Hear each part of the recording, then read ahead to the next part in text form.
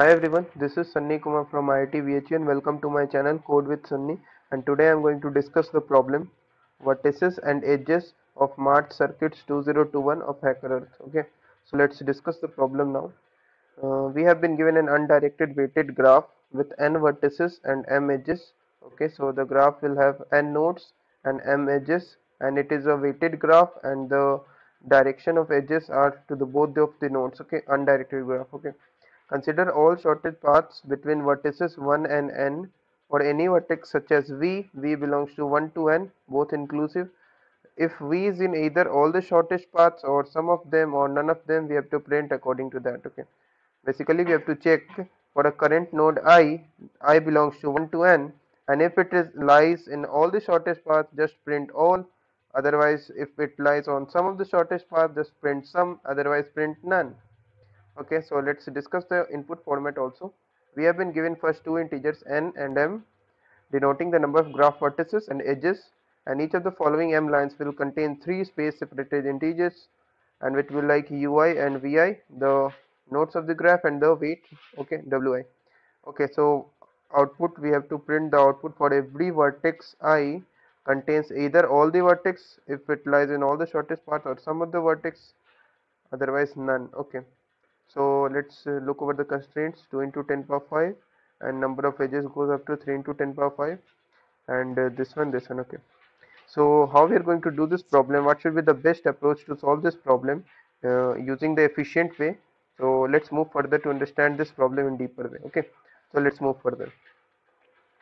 Okay, so basically we have been given an undirected graph, weighted graph of n nodes and m edges for each node I. If this node lies in all the shortest parts of the graph from 1 to n, that is our source node, you can say, is node 1, and the destination node is node n. And if for a particular node I, we have to check if in which condition that this node is going to hold. Okay, if it lies in all the shortest parts of the graph, or the sum of the shortest path, or none of the shortest paths of the graph. Shortest path means from node 1 to node n. Okay, and what should be the prerequisite to solve this problem? It is nothing but basically the extra algorithm for finding the shortest paths. Note that I am talking about single source shortest paths algorithm. Okay, and some basic maths. Okay, so this was okay. So for the example one, I have taken some good examples to understand this problem, analyze what is happening here in this problem in more clearer way, so that it will be easily understandable. Okay, so let's move further to analyze this example and approach, and what should be the best way to find out the answer. Okay, so let's move further. Okay, so let's discuss with the help of the example. Okay, so here I have taken an undirected weighted graph. You can see the weight over the edges are colored in purple. Okay, now this is the source node, you can see 1, and this is the destination node, which is 13. So okay, so the first thing that we need to categorize is how we are going to say that our answer exists and our answer doesn't exist. Some and all, we can place this one into one side and another one into none. Okay, now we need to check for every node whether this node lies in some or all category, or to the category of none. How we are going to check that? So it is just simply okay, so before doing that, let's understand this simple maths. That is, if d is going to be the minimum distance from 1 to node n, then it can always be written as like a d1 plus d2. Okay, and what is d1 and d2? D1 is the shortest distance from node 1 to, let's say, node I, and d2 is the shortest distance from node I to node n. Then we can always write d as the minimum distance between the node 1 to the node n passing through node I. Okay, so if I am going to check whether this node lies in first category or lies in this category of none, by simply checking let's say the minimum distance, or you can say minimum weight to reach to node I starting from 1 of this undirected weighted graph is, let's say, starting from node 1 I am going to have the weight x, and starting from node n, considering node n as the source, it will cost me, or you can say the total sum of weights, minimum sum of weights would be y. And if x plus y, that is minimum plus minimum from node 1 to node I and from node n to node I. If this is going to be equal to the shortest minimum, or you can say shortest weight or minimum weight going from node 1 to node n, considering the shortest paths, or you can say applying the Dijkstra algorithm to find the minimum weight. Okay, if if this is equal to d from 1 to n, then our answer lies, and it lies on the category 1, that is answer can be sum or can be all.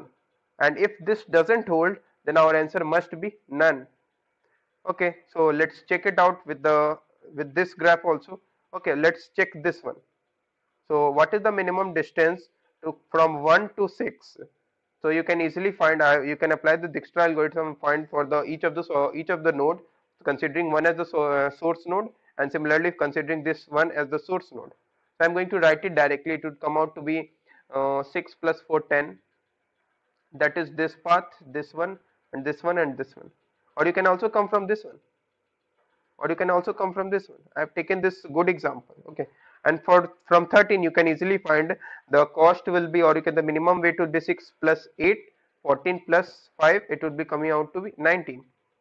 And if you find what is the minimum weight from 1 going from 1 to n, it will also always come out to be this sum 10 plus 19, which indicates that this node must lie on all, or either all or some of the shortest paths. But it means that the answer must exist, that is, for this node answer cannot be none. Okay, so this was, and let's calculate for this node. Let me change the color. Let's calculate for this node, that is 10. You can easily see from 1 I can reach to here to this path, and from 10 I can reach from starting with 13, and it will come out to be like this one here from this path. It will be minimum. So our answer would be like 1 plus 2 plus 10, it would be 13, and plus for this minimum path you can easily find 19 plus, or you can say 4 plus 3 7 17, and it would be like 36. And if you calculate the minimum distance for going from node 1 to node n, it is always 29, and it will not be equal to this one. Okay, so it is easily found that this for this node our answer should be none. And if you can visualize this graph, as you can easily see that for going from node 1 to node 13, answer must be for every node I, we can easily check using applying the Dijkstra algorithm, considering two times that source node, let's say source node is 1 and let's say source node is n, and find out what is the shortest weight to reach node I after applying the Dijkstra algorithm in O of n plus m time. Okay, or sorry, O of m log n time. Okay, okay, so this was the how we can categorize none and sum. Okay, so let's find it out, how we are going to do for the problem, that is how we can find out if this, if our answer exists, then what, if our answer exists, can it be sum or can it be all? And if our answer doesn't exist, I'm going to print none. Okay, so let's find it out how we are going to categorize this sum and this all. Okay, so let's move further. Okay, so similar to the case like this one, d equals d1 plus d2, where d1 and d2 are the minimum distance from 1 to n, and n, or you can say 1 to I and I to n respectively. Okay, so now we need to categorize this sum and this all. That is, if our answer exists, that is, if some node lies in the shortest paths, can it be sum, can it be all? So let's find it out. So for this we need to calculate the what is the number of shortest paths ending with current node I. Okay, so let's find it out. So here it will be 1, here it will be path 1, and if you're not going to get this how I'm going to calculate the number of paths, no need to worry about. I'm going to explain this in the code also, how we can calculate the total number of shortest paths ending with the current node I. Okay, so here it will come out to be 1, because you can see the path is only like this one now, and it will be 1, and here from going to this one it will be 1 now. Okay, so and you can also see from this one node to this 12 node, you can see the path is always coming out to be 1, and from this one to this one it will always be 1. And now for this one you can see there are three paths, that is this and this. So here it will be like 3, because you can see the sum of the weight is like 1 plus 2 plus 3 6, and 5 plus 1 is also 6, and 2 plus 4 is also 6. So we can come from any of the paths to 5. so it will be like 3 paths, and going from 5 to 6 will be again 3 paths, and from 6 to 7 will be 3. Okay, so from now you can see I can go to either this path or this path. Okay, so it will be like I have 3 paths here also, going from this way and going from this way also, that is going to reach to, for reaching 11 you can see I have 3 plus 3 6 paths. Okay, okay, I think I'm not doing any mistake over here. Okay, so let me figure it out. Okay, I have here 3 paths. Okay, I have 3 paths. Okay, I have here 6 paths, and here also I have here 6 paths. Okay, so what is the total number of paths, that is shortest paths to reach from 1 to 13? It will be 6. Note that here it will be like okay, so you can see 1 plus 7 is also 8, and 7 plus 1 is also 8. So it means that we can go from either 7 to 11 by using this one or by using this one. Okay, now how to answer that some node lies on some category or all category? Okay, let's say let us fix this node again, and if I'm going to fix this node, okay, what is the total number of paths if we consider this as a source node, and if we consider okay, if we consider the n as a source node, okay, total number of paths from 1 to 6 and total number of paths from n to 6, it will be like, let's say total number of paths is from 1 to n is 6, and total number of paths from 1 to 6 is 3, and what is the total number of paths considering this as a source vertex? You can easily see it will come out to be 1, and 1 plus 1, so it will come out to be 2, that is here it will be 2. Okay, so 3 into 2. Okay, 3 into 2. Okay, okay, I'm going to write it clearly, 3 into 2.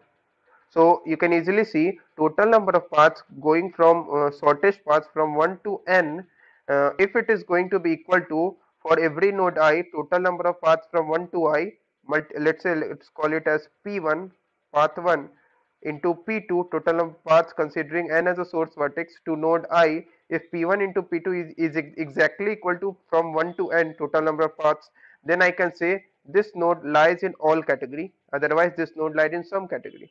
Okay, so how we are going to say that this is going to work fine? Because you can easily see if we are going to consider this node, our graph is partitioned into two sets. It will be like this will be like a bridge one. Okay, so if I am going to remove this node, it will be like breaking the graph into two parts, and making it to connected components will increase. Okay, so it means that total number of coming paths from 1 to this node I, if we multiply this value with the total number of coming paths from n to this node I, and it will find the product, and if this is going to be equal to the total number of paths from 1 to n, and if this satisfy, our answer will come in all category, because I've already checked that this lies in the shortest paths, one of the shortest paths, and if this doesn't lie, I can easily say it will come in some category. So let's check it out for with an example if this is going to work fine or not. Okay, so let me take some example. Okay, so I'm going to pick this some random node. Okay, let's say I'm going to pick this 12. So what is the total number of paths from 1 to this 12? It will be 1 simply. And what is the total number of paths from n?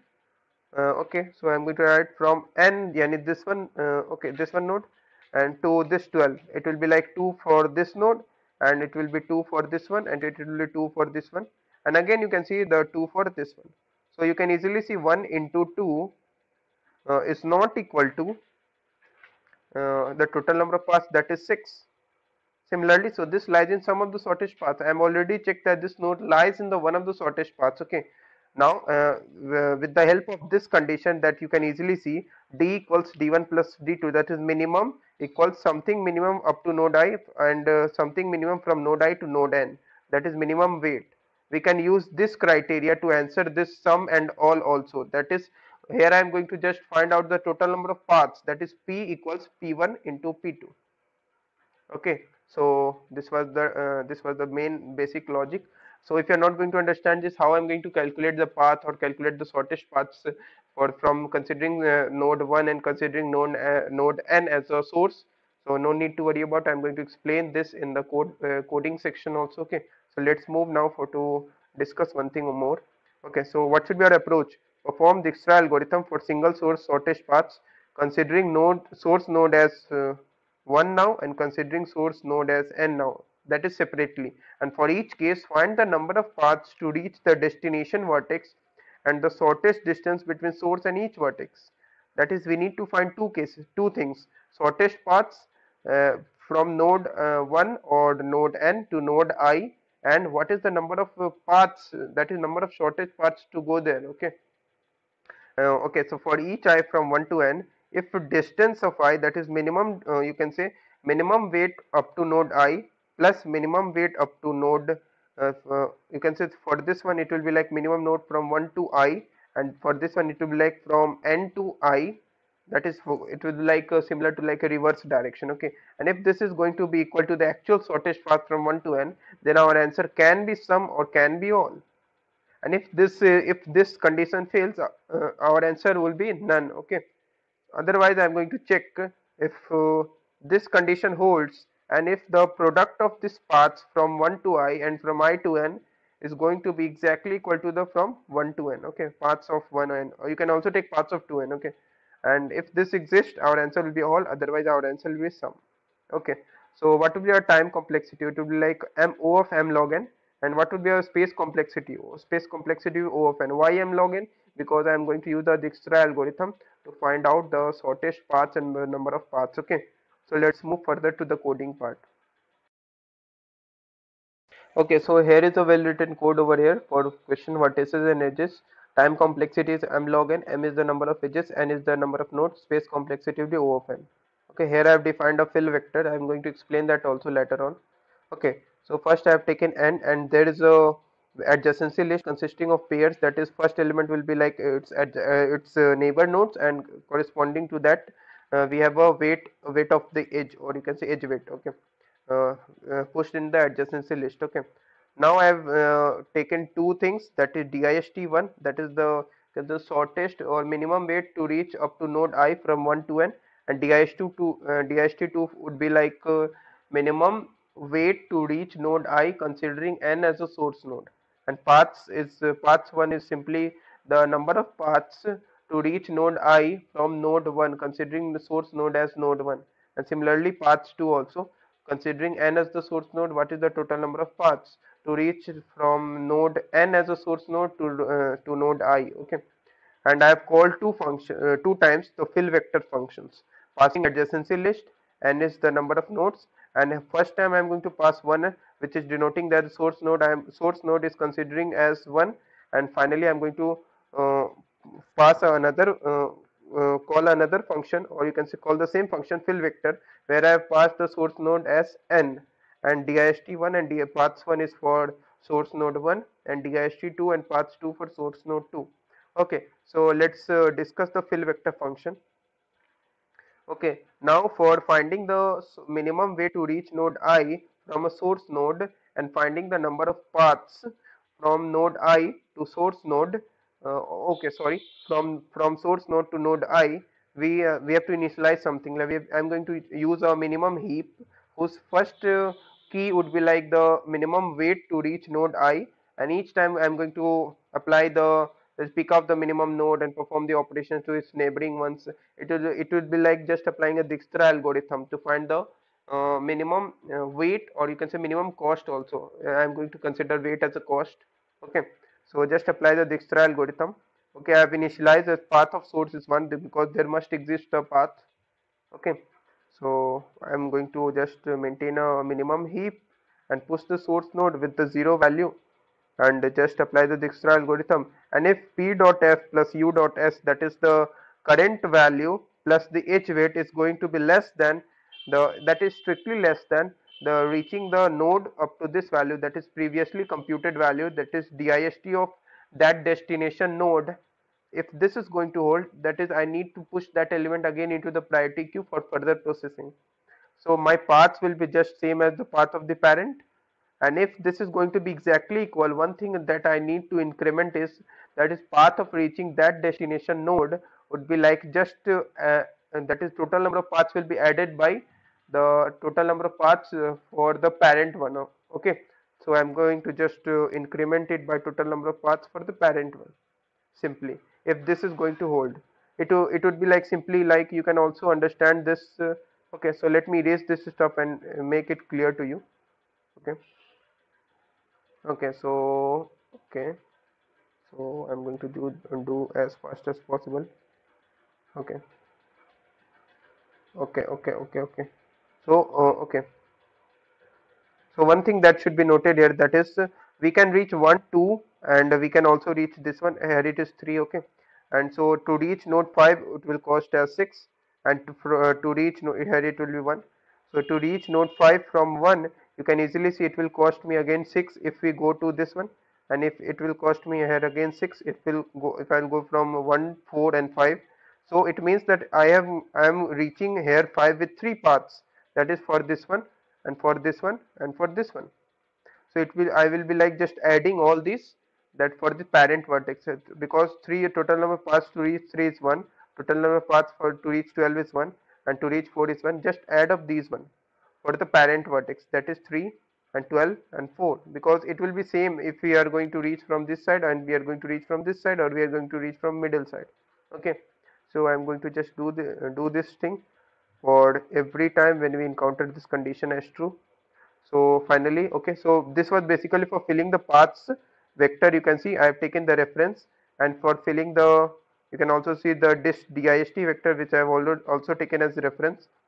Okay, so what I need to check for every node is just check if dist 1 of I, that is from 1 to this node I, plus from node I to this node n, is exactly equal to from 1 to n, then our answer exists. Answer can be either some or all, otherwise our answer can be none. Our answer would be none. Okay, and if this product, that is number of paths from 1 to I, is product multiplied by number of paths from node I to node n, if this is going to be exactly equal to the number of paths from 1 to n, then I can claim that our answer would be all. Because if I'm going to remove this node, or you can say, then our graph would become a, you can say a disconnected graph. So this must hold for so that our answer can be all. Okay, so otherwise our answer will be sum.